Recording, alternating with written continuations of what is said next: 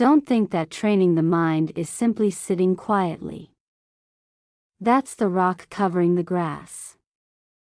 People get drunk over it. They think that Samādhi is sitting. That's just one of the words for Samādhi.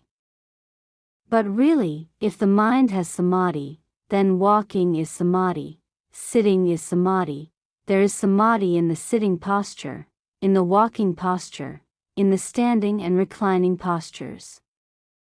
It's all practice. Some people complain, I can't meditate, I'm too restless. Whenever I sit down I think of this and that. I can't do it. I've got too much bad karma, I should use up my bad karma first and then come back and try meditating. Sure, just try it. Try using up your bad karma. This is how people think. Why do they think like this? These so-called hindrances are the things we must study. Whenever we sit, the mind immediately goes running off. We follow it and try to bring it back and observe it once more, then it goes off again.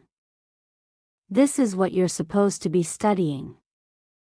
Most people refuse to learn their lessons from nature, like a naughty schoolboy who refuses to do his homework.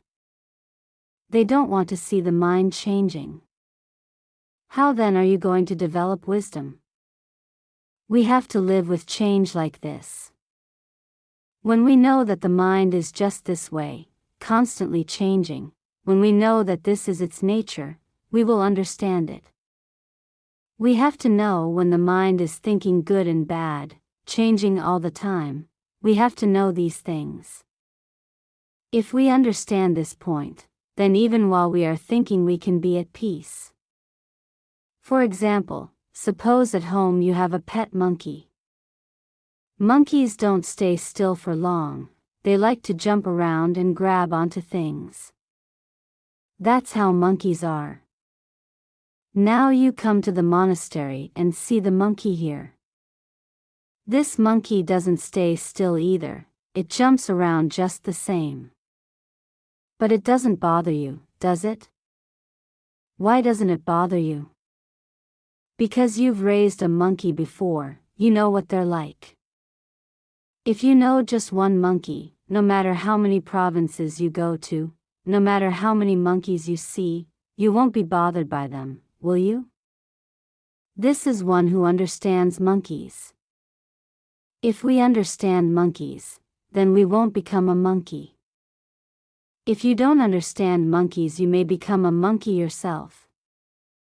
Do you understand? When you see it reaching for this and that, you shout, "Hey!" You get angry. That damned monkey. This is one who doesn't know monkeys. One who knows monkeys sees that the monkey at home and the monkey in the monastery are just the same. Why should you get annoyed by them? When you see what monkeys are like, that's enough, you can be at peace. Peace is like this. We must know sensations. Some sensations are pleasant, some are unpleasant, but that's not important. That's just their business. Just like the monkey, all monkeys are the same.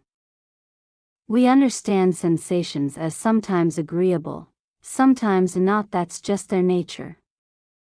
We should understand them and know how to let them go. Sensations are uncertain. They are transient, imperfect and ownerless. Everything that we perceive is like this. When eyes, ears, nose, tongue, body and mind receive sensations, we know them, just like knowing the monkey. Then we can be at peace. When sensations arise, know them. Why do you run after them? Sensations are uncertain. 1 minute they are one way, the next minute another. They exist dependent on change. And all of us here exist dependent on change. The breath goes out, then it must come in. It must have this change. Try only breathing in, can you do that? Or try just breathing out without taking in another breath, can you do it? If there was no change like this, how long could you live for? There must be both the in-breath and the out-breath. Sensations are the same. There must be these things. If there were no sensations, you couldn't develop wisdom. If there is no wrong, there can be no right.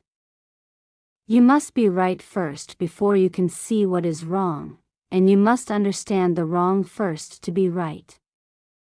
This is how things are. For the really earnest student, the more sensations the better. But many meditators shrink away from sensations, they don't want to deal with them. This is like the naughty schoolboy who won't go to school, won't listen to the teacher. These sensations are teaching us. When we know sensations, then we are practicing Dharma. The peace within sensations is just like understanding the monkey here. When you understand what monkeys are like, you are no longer troubled by them. The practice of Dharma is like this. It's not that the Dharma is very far away, it's right with us. The Dharma isn't about the angels on high or anything like that. It's simply about us, about what we are doing right now. Observe yourself. Sometimes there is happiness, sometimes suffering, sometimes comfort, sometimes pain, sometimes love, sometimes hate. This is Dharma. Do you see it? You should know this Dharma, you have to read your experiences. You must know sensations before you can let them go. When you see that sensations are impermanent, you will be untroubled by them. As soon as a sensation arises, just say to yourself, this is not a sure thing. When your mood changes, not sure. You can be at peace with these things, just like seeing the monkey and not being bothered by it. If you know the truth of sensations, that is knowing the Dharma. You let go of sensations, seeing that invariably, they are all uncertain. What we call uncertainty, here, is the Buddha. The Buddha is the Dharma. The Dharma is the characteristic of uncertainty. Whoever sees the uncertainty of things sees the unchanging reality of things. That's what the Dharma is like. And that is the Buddha. If you see the Dharma, you see the Buddha. Seeing the Buddha, you see the Dharma. If you know anicca, uncertainty, you will let go of things and not grasp onto them.